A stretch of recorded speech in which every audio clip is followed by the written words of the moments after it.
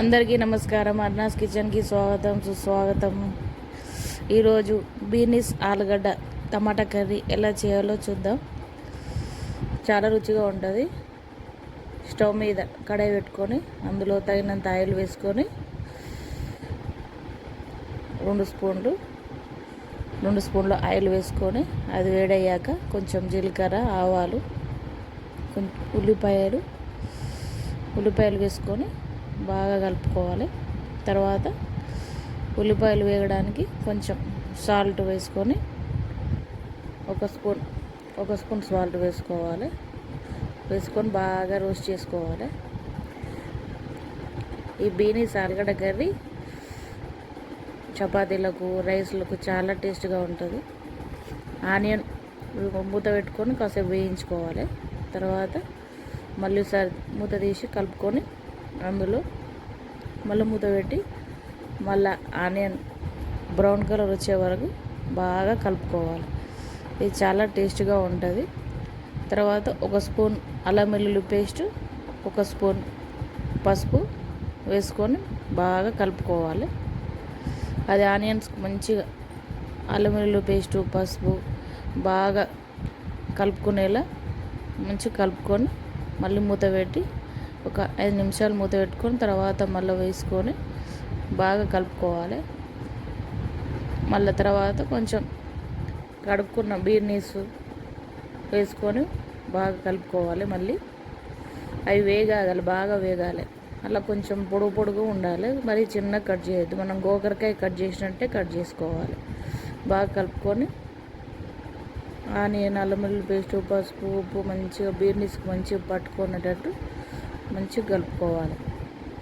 మళ్ళీ కలుపుకొని కాసేపు మూత పెట్టి తర్వాత మళ్ళీ కాసేపు అయినాక మంచిగా మళ్ళీ కలుపుకోవాలి.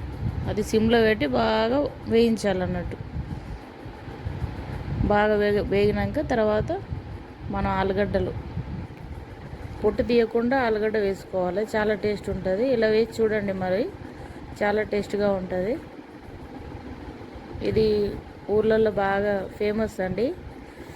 ఈ ఆలుగడ్డ పొట్టు తీయకుండా వేసుకుంటారు. చాలా టేస్ట్ ఉంటుంది. ఇది మనకు ఆలుగడ్డ కూడా విరిగిపోదు. బాగా కలుపుకొని తర్వాత కాసేపు మూత పెట్టి తర్వాత మూత తీసుకొని మళ్ళీ ఒకసారి కలుపుకోవాలి. అవి మంచిగా నూనెలని ఆలుగడ్డ, బీనీసు, అల్లం వెల్లుల్లి పేస్ట్ అన్నీ వేగాక తర్వాత టమాటా వేసుకోవాలి. టమాటా వేసుకొని బాగా కలుపుకోవాలి. మళ్ళీ బాగా కలిపి తర్వాత మూత పెట్టేసేయాలి. మళ్ళీ టమాటా బాగా మెత్తబడ్డాక మళ్ళీ ఒకసారి కలుపుకొని అవి మొత్తం టమాటా అవన్నీ మొత్తం బీనీస్లో కలిపోవాలి. బాగా మెత్తగా అయిపోతాయి. కలుపుకొని ఇవి చాలా చపాతీలల్లో చాలా టేస్ట్గా ఉంటాయి. ఇవి మనకు మల్టీగ్రెయిన్ చపాతీ, మనకు మిల్లెట్ చపాతీ బాగా చపాతీలో చాలా టేస్ట్గా ఉంటుంది. తర్వాత కొంచెం తగినంత కారము, 2 స్పూన్లు, నేనైతే 2 స్పూన్లు వేసుకున్నాను. తర్వాత హోమ్మేడ్ గరం మసాలా వేసుకొని మంచిగా కలుపుకోవాలి.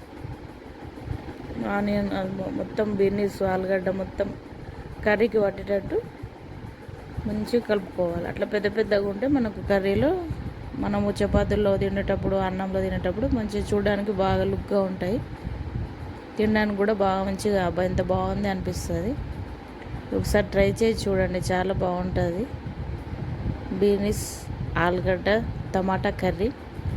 తర్వాత కొంచెం మనకు టేస్ట్ తగ్గట్టు కొంచెం వాటర్ వేసుకొని బాగా కలుపుకోవాలి. మళ్ళీ అది బాగా ఆలుగడ్డ బీనీస్కు మంచిగా వాటర్ అంతా దిగిపోయేటట్టు మరిగించుకోవాలి. మళ్ళీ కాసేపు మూత పెట్టి మంచిగా వేడయ్యాక మళ్ళీ కలుపుకొని మూత తీసి చూడండి, మన బీనీస్ ఆలుగడ్డ కర్రీ రెడీ.